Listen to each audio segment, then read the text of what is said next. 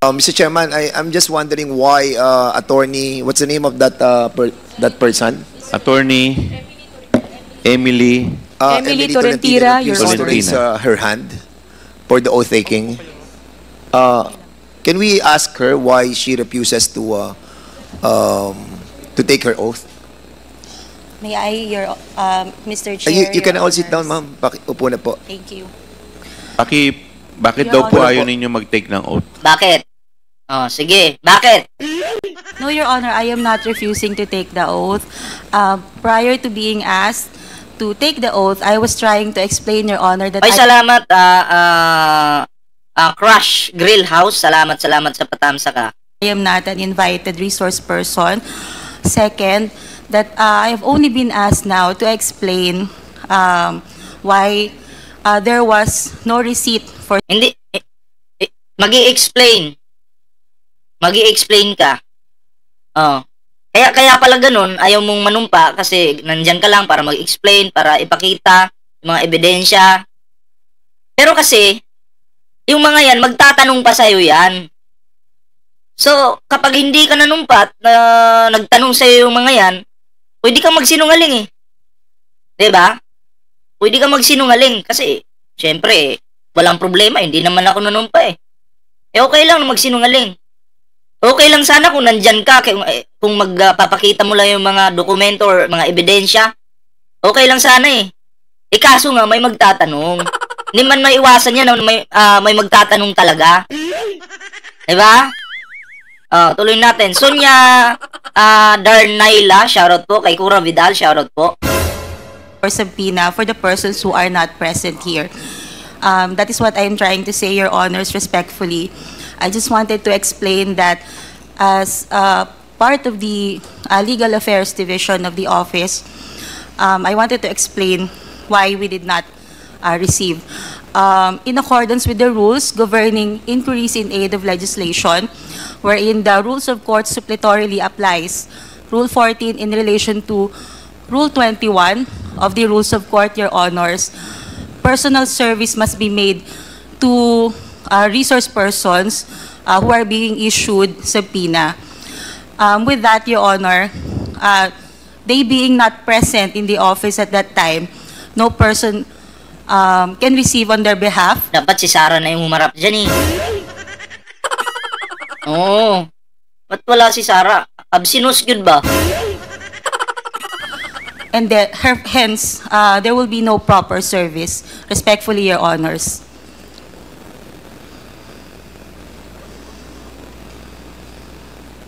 Well, we accept that that guidelines, no, that you mentioned a while ago. But you all know that this is an aid of legislation, and the reason why we are trying to course this invitation to the office of the president, we discussed this lengthily already, and the testimony of attorney Lopez. Itong kampo talaga nila, Sarah, takot talagang manumpa. KO! Bakit? Ba't natatakot? Kala ko ba maisog? Maduwag pala, maduwag.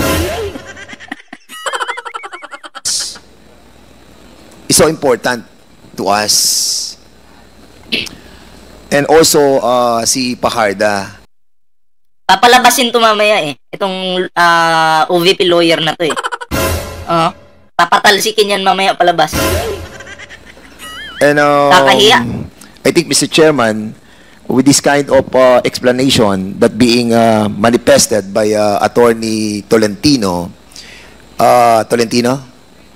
as much as we accept that that premise of her, but somehow we are all guided with moral decency, no? That somehow, sana Mr. naman, Chairman. umattend naman po. May press con ba si Sarah? Ganito kasi yan eh. Ang napapansin ko kay Sarah eh. Wait lang. Mayroon kasalanan, sir. Ganito kasi yan eh.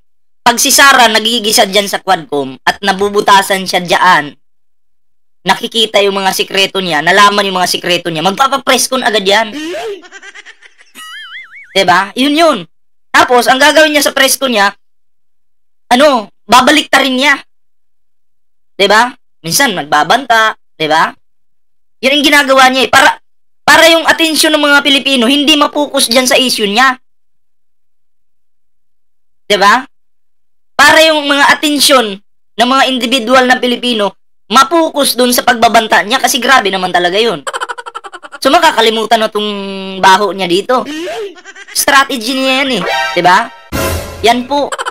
Okay sana kung magpapapreskon ka tapos ang topic mo diyan yung paano umunlad yung bansa, anong mga plano na gagawin para sa mga Pilipino, para sa bansa. Anong mga klaseng trabaho ang ibibigay sa mga Pilipino. Dapat yan ang laman ng preskon mo. Hindi yung pagbanat sa gobyerno. Sus Mariusip. Sila dito, kahit na sabihin po natin that, yun nga po, ito po yung sinasabi nung inyong minention a while ago, but I think somehow sa akin personally that is not accepted. And Erlon Nervar Zakita, shoutout po isang tanong lang, attorney, have somebody told you not to accept all those invitations? No, Your Honor. It was a... So it's it is in accordance with the rules, Your so Honor. it's your own Okay, salamat po sa 625 thumbs up natin dyan. Talimbangin nyo na yung like natin dyan. Attorney, bulletion. we will recognize you later because hindi po kayo nag-take ng oath. Okay na po. Mr. Chairman. You've already said your piece. Thank Mr. you, Your Chairman. Honor. Congressman May I Paduano, ask you're the recognized. good attorney, what is your role in this? You are not invited, but you are present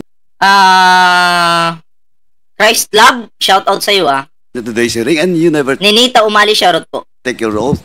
as Why? legal counsel. What is your presence? Naku, patay ka dyan. Mr. Chair, Your Honor, I am the Chief of Legal Affairs of the Office of the Vice President. So, I am here to represent the institution, Your Honor. so you are here to represent the institution. You should, before talking, you should take your oath. Because that is on record. You're a lawyer. You know that. You cannot speak unless until you take your oath. That's the Anong klaseng lawyer yan? rule, internal rules of this House and this committee. You cannot speak unless you take your oath. Or else, I will move to excuse you in this room. Your Honor, Mario Manuel Sr., shoutout if I may, Mr. Chair. Point of order, Mr. Chair. Si Sara, mahina yung utak. Tapos yung lawyer niya, ganun din. OVP lawyer, ganun din. Ano yan, manamana? Namana talaga? Grabe naman.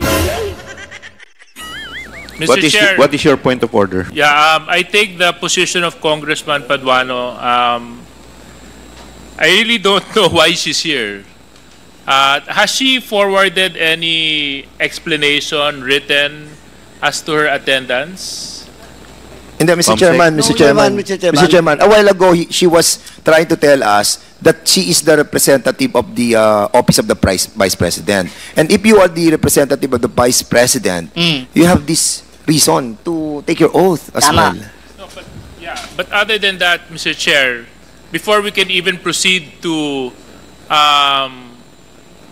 asking her to take her oath, has she communicated officially to the committee that she is indeed representing the Office of the Vice President? Is there any letter that whereby Attorney Tolentino is given authority to represent the Office of the Vice President, Comsec? None, Your Honor. Did you submit your authority? If I may, Your Honor, respectfully. Yes, please. Mr. Chair, can we just call for a 5-minute suspension? Kausapin muna natin kung ano ba talaga kasi 5-minute suspension is declared by the chair. Mr. Chairman, Congressman Paduano. Nagpa-press con pala si Sara, oh. Huh? Ano?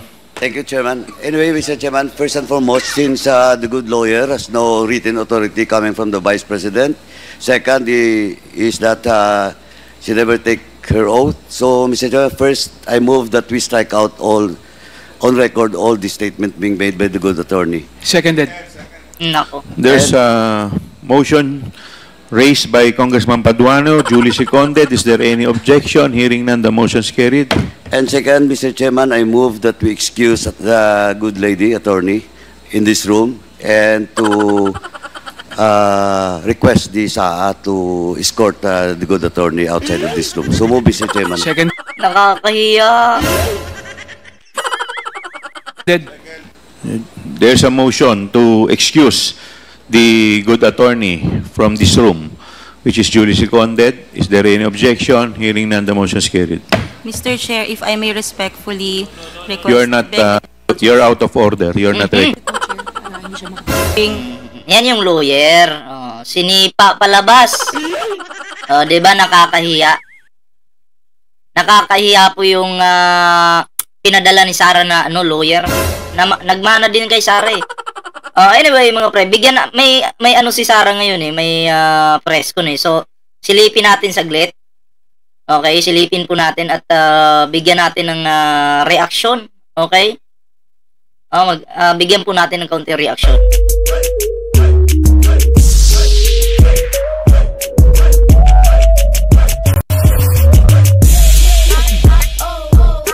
Number ng beneficiaries ng medical assistance is 45,200. Bakit na? For burial assistance is 3,840. Wait lang. Malabo yung ano eh. Mahina yung boses eh. Yung audio nila mahina. We have 10, ma'am. We have one in Sagupan, one in Isabela City. Hanap tayo ng ng live na sa ibang channel siguro. Wait lang Sa ibang channel, tingnan natin.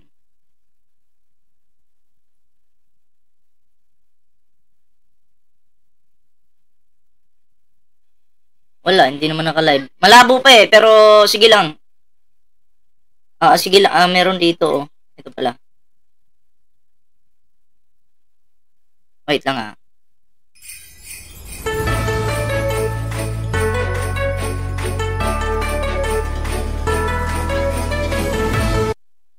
Yung libre sakay natin, we have one bus in Cebu, one bus in and 4 buses in the National Capital.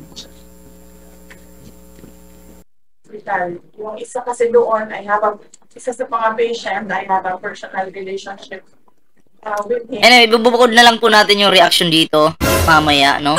So, yun lang muna yung ating ngayon, yung ating reaction. So, nakakahiya itong ginawa ng lawyer ni Sara, ano? Ikaw abogada ka. Alam mo yung mga proseso. Pero bakit di mo ginagawa? Kasi ang OVP, Office of the Vice President, mapapahiya eh.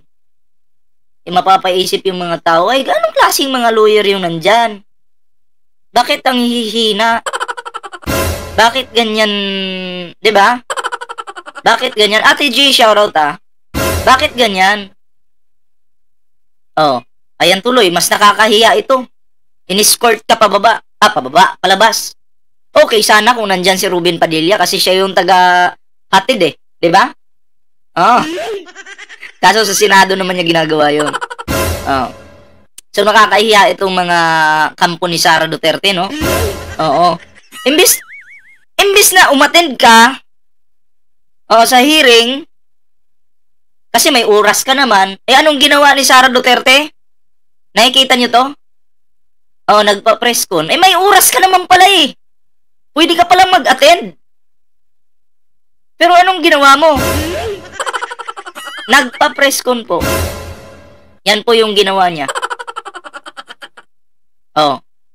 Dapat yung oras na binigay mo dyan, kung sa Quadcom na lang, diba? Ay nagpadala ka pa ng tauhan mo dun. Wala namang nangyari. Yun yung problema. May oras ka naman pero hindi mo Hindi mo binibigyan ng time yung invitation sa'yo. Diba? Kaya, kami mismo ako, ang tingin ko kay Sara, mababa lang eh. Bakit? Unang-una, walang respeto itong Vice President natin. Pangalawa, walang pagmamahal sa mga Pilipino.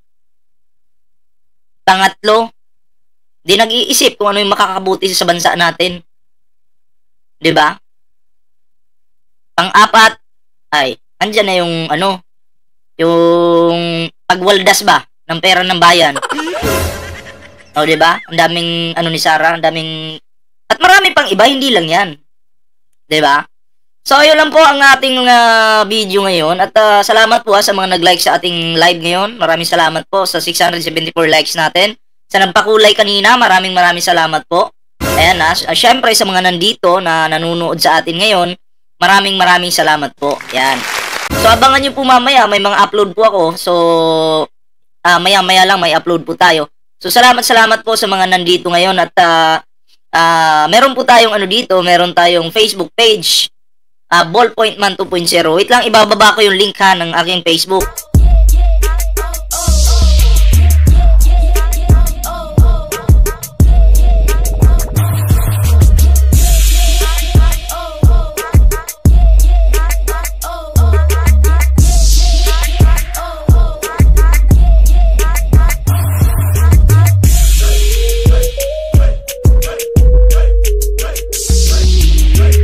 So, yun po yung aking Facebook page. Yan, pwede mag-follow na kayo dyan.